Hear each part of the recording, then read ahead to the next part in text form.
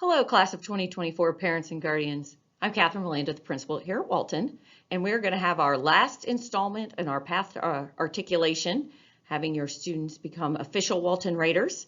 We started last October where we really gave you that broad overview of Walton High School and all of the things we have to offer for students in different courses and paths and ways to get involved. And then in February we met. Luckily we got that in before the virus shut us all down. And we really focused on this year and those academic courses and your course registration form. Well, now today we want to talk about moving forward. What's coming up in the future, not only just in freshman year, but over the course of the 4 years. So welcome. We're glad you're here with us today. Myself, along with Lisa Fay, will be narrating this PowerPoint for you, and hopefully it will provide you with lots of useful information. Well, school certainly does look a little different today than we thought it would when we last met in February. But we do now have a tentative reopening plan with a date of November 5th. What will school look like when they come back? Well, students still have a choice. Remember to please make your choice by September 20th in parent view, and it is just for the remainder of the semester. You will have another chance to make a decision for the second semester later.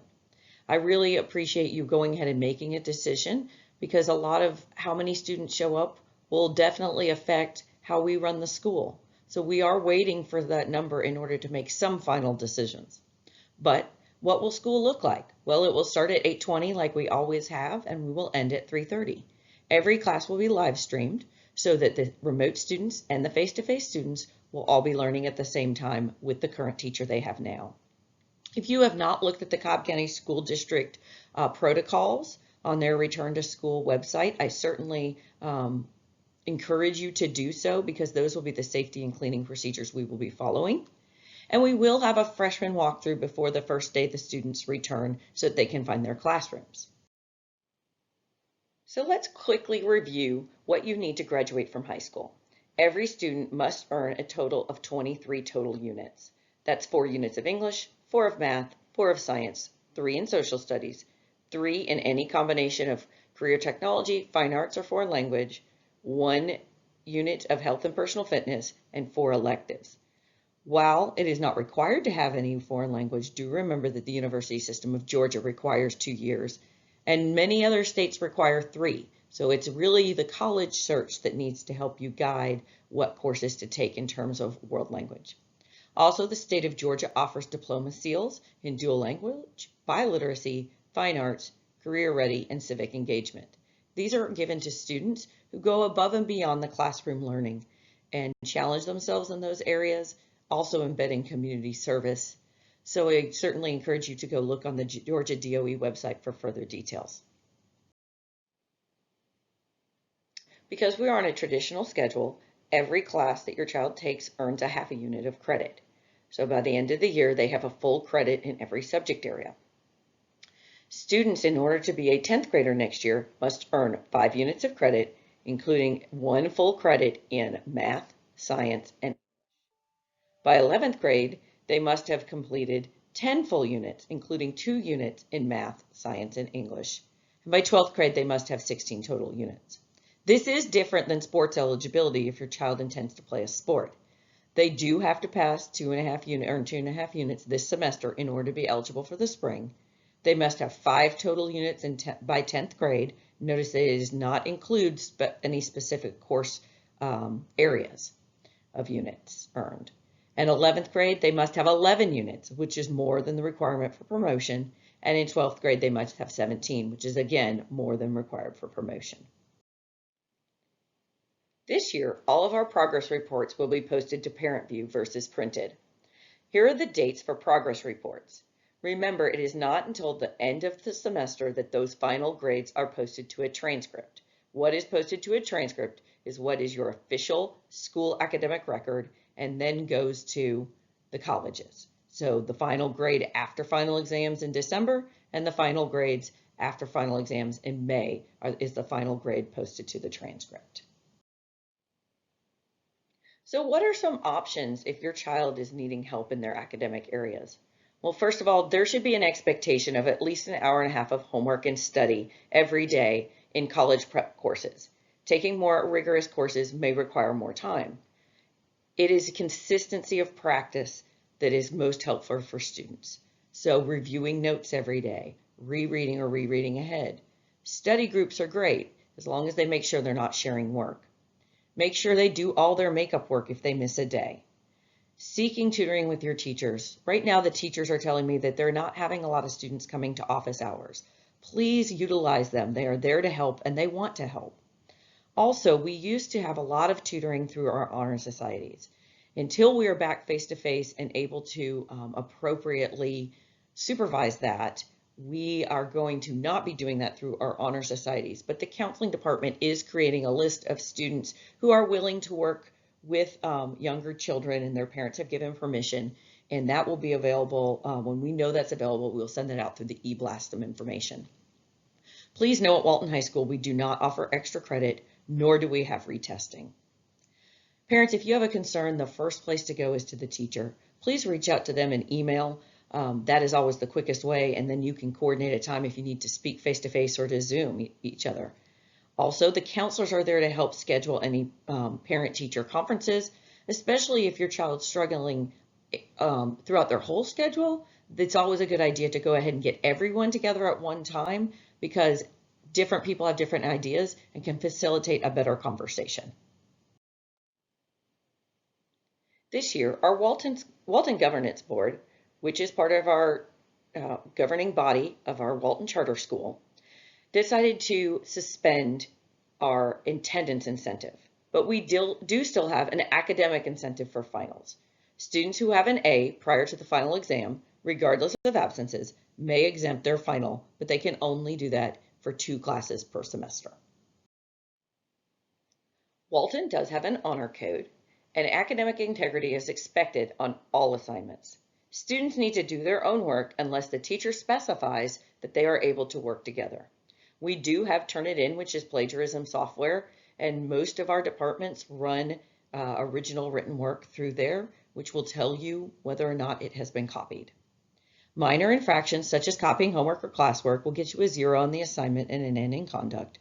And a major infraction or a second minor infraction will get you a 0 on the assignment, would forfeit a 4.0 pass, and get a student a U in conduct. So the next thing I really want to talk about is GPA. For those of you who are my age, we had a GPA. It was 1 GPA, but times have certainly changed.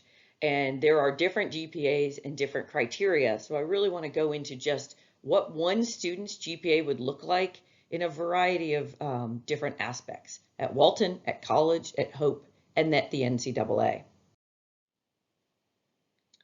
How is the grade point average determined? Well, students earn points based on their final grade. So for an A, they get 4 points. For a B, they get 3. For a C, they get 2. For a D, they get 1. And for an F, they get 0. You add your points together and divide by your total number of classes. Honors classes earn an extra half quality point. AP, foreign language year 4 and higher, earn a full quality point. So let me give you an example. If you get an A in your AP Human Geography class, that is a 5. If you get a B in your honors biology class, that would be a 3.5. A student's final weighted GPA must be 3.5 or higher to be an honor graduate at Walton High School. I really like to look at this slide because I think it's very important for students to realize how just a small change in one grade, a few points here or there, really make a huge difference. As you can see the difference between having a 3.0 and a 3.5 just by a little change in English and physics. Everything else, and algebra, everything else is the same. I think sometimes students don't realize, especially in 9th grade, how big a difference it is between, say, an 89 and a 90. So certainly this is a good thing to go over with your child so that they, especially as they get close to the end, that they realize how important it is to study for those final exams. So this is a view of a Walton transcript. You will see that in the top right corner, you've got the weighted GPA. It is a 3.895. The unweighted GPA, which was a 3.579, the total number of attempted credits, and the total number of credits. Obviously, the student has taken some rigorous coursework in order to have a higher weighted GPA.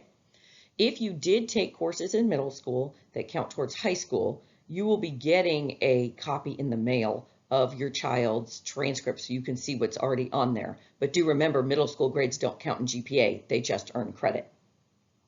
So some colleges take exactly the Walton High School transcript. For example, Georgia Tech and Auburn. They do not recalculate, they use whatever we give them. So at those two schools, this child's GPA would be considered a 3.95. But that GPA is altered when you start looking at UGA or the Hope Scholarship. UGA and the Hope Scholarship really only look at core classes: the math, the science, the English, the social studies, the world languages, which includes Latin. Now, every college also considers rigor in the schedule, but the GPA they do recalculate. So for example, that 3.895 weighted GPA for Walton High School is a 3.583 for the Hope Scholarship. So since we're talking about Hope Scholarship, let's just go into a little more detail. The Hope Scholarship GPA is based on all core classes, including those core academic electives. So for example, if your child decides to take a class like sociology, which is a social studies academic elective, that does count. It is not just the required courses for graduation. It's whether or not it's in a core class category. You must have a 3.0 GPA or higher based on the Hope GPA calculation, and they must have 4 rigorous courses as defined by Hope. That doesn't mean honors and AP. It means they have their own set of rigorous courses, and you would need to look at georgiafutures.org to get that exact list. The Hope Scholarship pays about 80% of a tuition bill. Now, the Zell Miller Scholarship is 100% tuition. It is a 3.7 calculated core plus getting a 1200 SAT or a 26 ACT score in one sitting. The Hope Scholarship also has something called the Hope Grant, which might just be the best kept secret. There is no minimum GPA from high school. It allows the students to get a diploma or a technical certificate through the Hope with Hope money.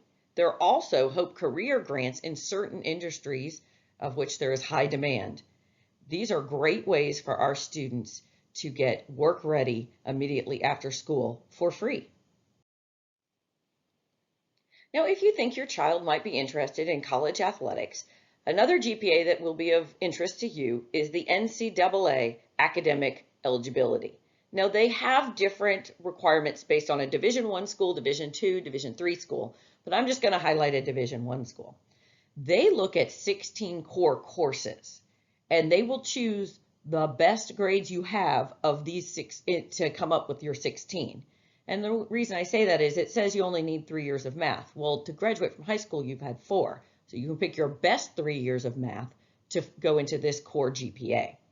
But it's 4 years of English, 3 of math, 2 of a science, then 1 extra year of any English, math, or science, 2 years of social studies, and 4 additional years from those above categories and or world language. You must have a minimum 2.3 GPA calculated this way. They have to complete 10 core courses before senior year, and there is a sliding GPA SAT scale. All of that can be found just by Googling NCAA academic eligibility.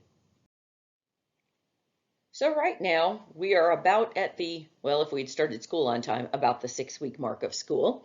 And so you might already be thinking about, well, what about the rest of this year? Well, we give you copies of course requests for second semester, and we do have another option for drop add at the end of October. Those details will be forthcoming. And there is an opportunity. Sometimes teachers may make recommendations to change a level of a core class, or you may want to again submit a waiver to change a level of a core class, and that is available. Those due dates are November 15th. For the sophomore year, we will register for courses around the 1st of March. After that, you have freshman advisement, so you will have a chance to kind of see what classes the teachers recommended your child for. And then deadlines for waivers for every year is always May 1st. As you know, we cannot accommodate summer changes with almost over 2,700 students this year. It takes a lot of work, and we have to hire teachers and determine what courses we're teaching. So that May 1st deadline is very important for your child to get in the classes that you ultimately want them to have. So as I was just alluding to, we register every year in March for the following year. That is done at school. It does not go home, but we do ask the students to all take a picture of their registration form so they can share it with you. Your current teachers always make the recommendation for course placement and level of course, and then you always have the waiver process. What is important is to reach for the maximum level that is appropriate for your child. That is different for every child. Within families, within friend groups, you need to have a good balance. Yes, the colleges always favor higher course levels, and you have to keep in mind that there is a certain amount of rigor depending on the competitive level of the college. But you have to look at your individual child and think about what activities they're in, as well as what they can handle and what is going to not hinder the GPA. So it's a fine balance. And it's one of those things that we will give you the course options early in before that registration date. It's really important you sit down with your child, start having these critical conversations before the actual registration date so that we can go ahead and get them registered properly from the start. So once you've had a good conversation with your child, remember that registration is a commitment to the coursework. We always get requests in the middle of the summer, once school started, for changes in courses, and people sometimes don't like the answer no, but we have a responsibility to schedule all students in balanced class sizes so that the teachers can appropriately teach a class that's reasonable. The more time they can spend with your individual child, the better. So please know that this registration process is very important and is a commitment. Honors and AP class levels place more emphasis on critical reading. Where do you see that the most? In standardized test scores, as well as the rigor required for college acceptance. In March of the freshman year, the student and the parent and guardian will meet in small groups and get an overview from the counselors of how to create a roadmap for your 4 years in high school to make sure that you not only graduate, but are prepared for whatever it is your child wants to do next. You will have an opportunity, as I said, to see the registration form at that time and see what the teachers have recommended. So that gives you a nice little overview as a rising sophomore parent to still be involved in that process since the registration forms don't go home. So while your child is just embarking on high school and you might be thinking college is very far away, it is very important as you proceed through the 4 years to keep it in the forefront of your mind that you are preparing for that admissions process. So I just want to talk a little bit about each grade level and what kind of academic testing and thinking about that college planning. So in 9th grade, our students have the opportunity this year to take the PSAT on October 29th if you want to pay the $17. That is an option for you. That registration deadline is today, so please make sure you go through your My Payments Plus and get registered if that's important to you and your child. Also, your child will have end of course tests, which count 20% of their final grade in the spring if they're currently in any kind of algebra course or biology course. And we have students that are taking AP Human Geography, and that AP exam is in May. If they get, depending on the score they get and the college they go to, they may be earning college credit. In 10th grade, every child takes the PSAT as the state of Georgia pays for it. Some students start taking SAT-2s. SAT-2s are not extremely popular anymore in the college arena. They're kind of fading out a little bit, but some of the colleges still like to see those SAT-2s, which are course-specific, curriculum-specific tests. So some students might take a chemistry that year. If they're in chemistry in 10th grade, that's an opportunity. 10th grade, it's very important to be working on that GPA and concentrating on the everyday. There also could be a end of course test in biology if your child takes biology in 10th grade. In 11th grade, we do that advisement in the fall. So it's a time to come back in, look at the roadmap, see where you are, get some more information about getting college prepared and taking standardized tests. So you will do that with your child in the fall. PSAT, that is the junior PSAT, is which counts towards the National Merit Semifinalist Program. It's also a way to simulate that test. Certainly encourage every 11th grader to take the PSAT that year so that you can simulate that experience.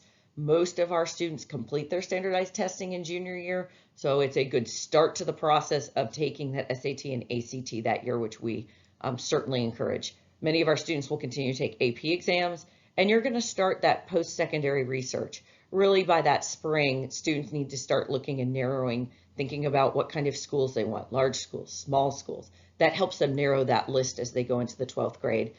There also will be end-of-course tests in American Lit and U.S. History. So by the start of 12th grade, we usually ask students to have that list created of colleges that they're interested in. They might take a last SAT and ACT. They're going to complete the application process, the scholarship process for applications. That can be a little time consuming, but definitely well worth the efforts. Making that final choice of schools, completing all the financial aid forms, and then taking their last AP exams. So just in summary, what should a 9th grader be doing now? Well, what's always most important is when you're thinking about college, is to do the best you can in the classes you are in. That is first and foremost. You've got to do the absolute best you can because GPA, most colleges, is the #1 factor. You also need to make sure the rigor of the classes are comparable to the rigor of the expectation of that college. So if your child starts to say, I want to go here or there, it's good to go ahead and take a look and see are you matching what that expectation would be. The SAT and the ACT, while this year many university systems have put them on hold, if they're not put on hold by the time your children are seniors, that GPA and that SAT are the major factors in terms of admission. You also then have recommendations, essays, and student activities. Colleges certainly want a community of learners, a diverse community of learners. So they want students that can really contribute to that community in a meaningful way. Now I'm going to pass this over to Lisa Fay, one of our counselors, who's going to talk to you about Naviance and community service hours. Welcome to Naviance Student. Naviance is a college career and life readiness platform that we utilize with students from 9th to 12th grade. Feel free to take a look at this video. You must be in slideshow mode to access this video and get a wonderful overview of all the features that Naviance has to offer. One feature in Naviance we wanted to highlight were the scattergrams. Our families really enjoy looking at these in their Naviance account. The way you would access this is under the college tab. You could search for a college and bring up the scattergram for a specific college. And what this does is it highlights for you the average accepted GPA and test scores for the admitted students from Walton. And you can see the green indicates the students that were accepted and the red indicates the students that were not. Both students and parents have a Naviance account. Students can access their Naviance account by going to the Walton website and clicking the baseball at the top right of the screen. From there, they will enter their Office 365 information and then be automatically logged into their account. For parents, if you had not previously registered for a Naviance account in the past, an email went out last week with a registration code that you can use to create your account. If you have previously registered and do not remember your username and password, please feel free to reach out to me at Lisa Fay, and my email address is listed in the slide. Volunteer hours at Walton High School are not required but encouraged. We like to see that our students get involved in their community and give back in meaningful ways. If your student would like to earn a volunteer cord, they must have 180 hours of verified and approved volunteer service. It is important to note that service hours must be recorded in X2Vol or online tracking system in the school year in which they were performed. If you have any questions about what meets the criteria, in the X2Vol dashboard, it lists very clearly what it can and cannot be considered for community service. Students can locate X2Vol by logging into their Naviance account, which is again by going to the Walton website and then using their Office 365 login information. And then at the bottom of the Walton homepage, they will see X2Vol, which is highlighted in a purple box. From there, it will link them to X2Vol, where they then will be able to log in their hours. It is important to note that their hours must be verified by an adult that is not another student or parent. Well, I certainly thank Lisa for those detailed information about Naviance and community service. So the last thing I really want to encourage you to do is make sure that you are keeping informed about everything going on at the school. Our website is updated daily. It's got a lot of information. There's a search bar. You can type in what you're looking for, and a lot of times the information you're looking for will pop up.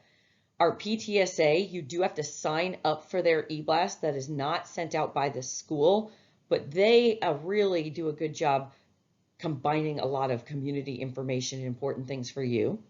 As you know, I send a lot of direct messages through CTLS Parent. I am not usually a weekly letter sender, but I just think during these different times, with so many things not being the normal Walton way, that it's good to keep you all informed.